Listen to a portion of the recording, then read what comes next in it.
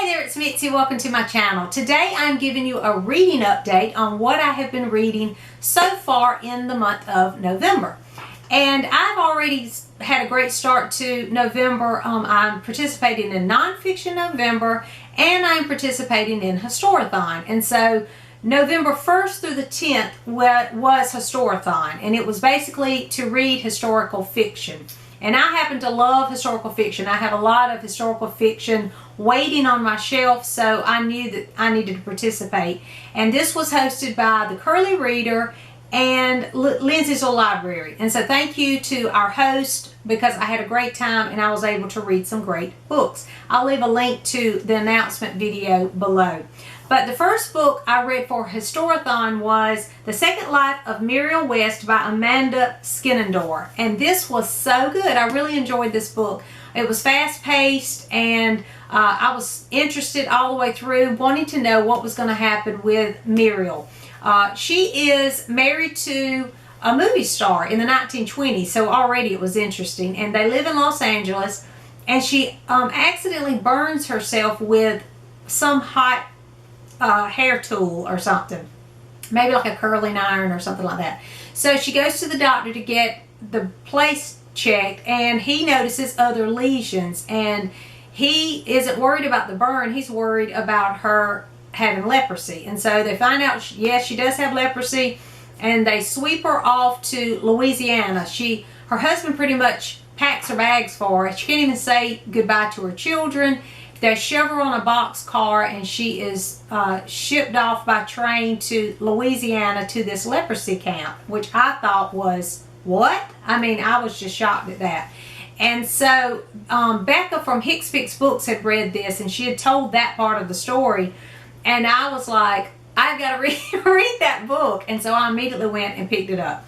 So anyway, it was fascinating. Of course, there was an author's note at the end about what had actually taken place, where she had taken liberties and all of those kind of things. Because, of course, Muriel's not a real person. But the events did actually happen, and there really was a leprosy camp, a leprosy hospital. I call it a camp because they had housing.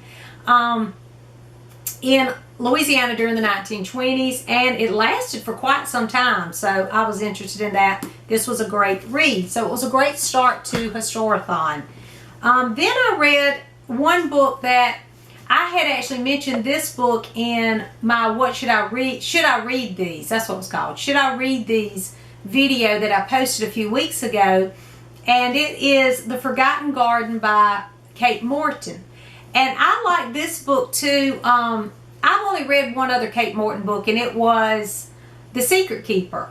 And I read that years ago. I think I read it like right after it came out. That's how long ago it's been. And I really enjoyed it. And this is set up similar to that because it's the dual timeline. Well, actually, it jumps around several timelines. But it's it has a secret and you're trying to figure it out. So I like that kind of story. But it starts in 1913, and there is a little girl who is on a ship, and she has her little suitcase, and there's nobody else around. She's waiting for the authoress, that's all you know, to come back for her, but nobody ever comes back for her.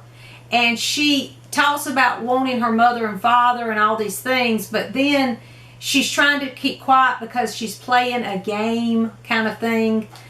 They've told her to be quiet. So already it's a mystery on who is this little girl, why is she left here, and then the story progresses from there, and you're trying to figure out actually what happened to this little girl who was left on the ship in 1913. And so the story goes to the present, which I think is 2005. It goes back even farther back than 1913 to tell the little girl's story. And it's just back and forth, and the whole time I was just fascinated. I was really into the story. I really enjoyed it. I thought it was a great read. And so if there's another Kate Morton that I need to read, let me know. I do want to pick up some more Kate Morton, but I always like to hear what everyone else says about those. Again, I'm a backlist kind of person because I like to know what other people think before I invest in a book. So let me know if there's another Kate Morton that you enjoy. And then I read, this has been my favorite one so far. This was Before We Were Yours by Lisa Wingate. This was another one that was in my should I read these, and I am so glad I read it. This is such a heartbreaking but beautiful story, and this one I will never forget. It was fantastic. It's about, oh my goodness, it is just heartbreaking. It starts out in the story of a girl named Muriel, and her mother is having a baby, and they find out it's twins and she needs to go to the hospital. Apparently she usually has her babies at home, but they have to take her to the hospital because there's complications. And while she is, the father takes her to the hospital, this so-called policeman comes and takes her and the other children away. They put her in this home, and they are adopted out. So the story tells, it's a dual timeline as well. It tells the story of Muriel, who is the girl that is taken at the beginning in the I think it's 1939. Let me make sure of that. 1939, 12-year-old Muriel Foss. It's her and her siblings are taken, and then it goes to the present day, which is, let me check that. Just says Aiken, South Carolina, present day. Now, this is what I want to tell you about this story. That fascinated me. It's when you get to that next chapter, present day, it is set in Aiken, South Carolina, which is where I'm from. And so I was like, what in the world? Why did I not know this story was set where I live?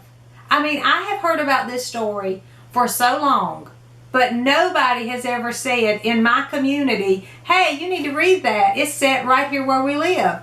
Anyway, they talk about Hitchcock Woods. She talks about going to Hitchcock Woods, and she talks about different things in our area, and it's like, yeah, Hitchcock Woods, I go walking there. I mean, it's just like, what in the world? They talk about Augusta, Georgia. Well, I basically live between Aiken, South Carolina and Augusta, Georgia. That's where I live. So everything in here I knew.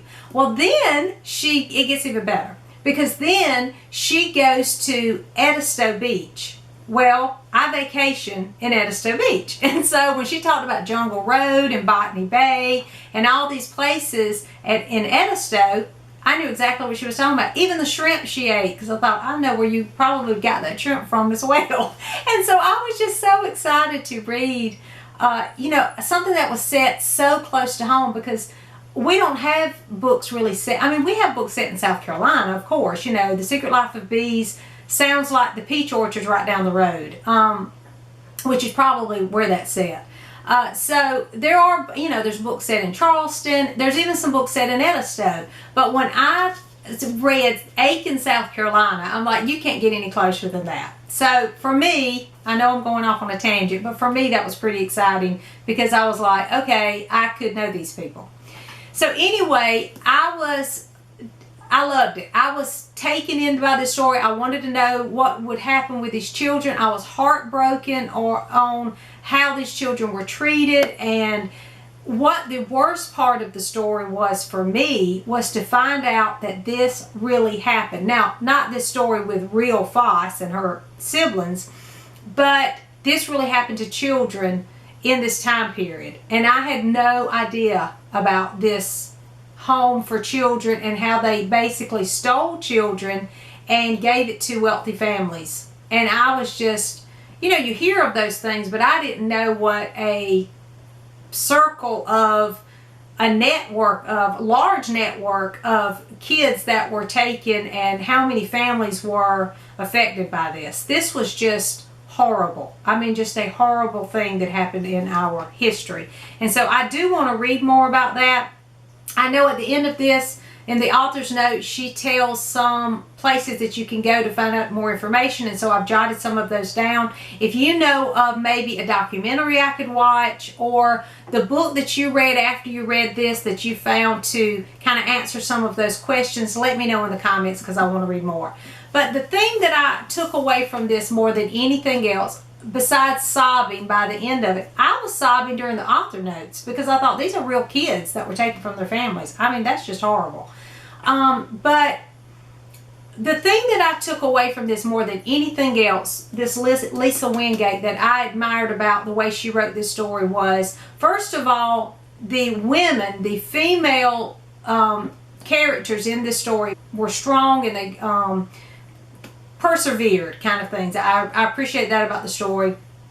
But I also thought the way that she showed the value of life, these poor families, the value of these children, and the value of the elderly, because there's a lot that's talked about in here about these elderly that are sent away to these retirement facilities and how they're treated there as well, and what that looks like, and how that separates them from, you know, everything that they've known in their lives too. And so I just thought all of those things were so important in the story.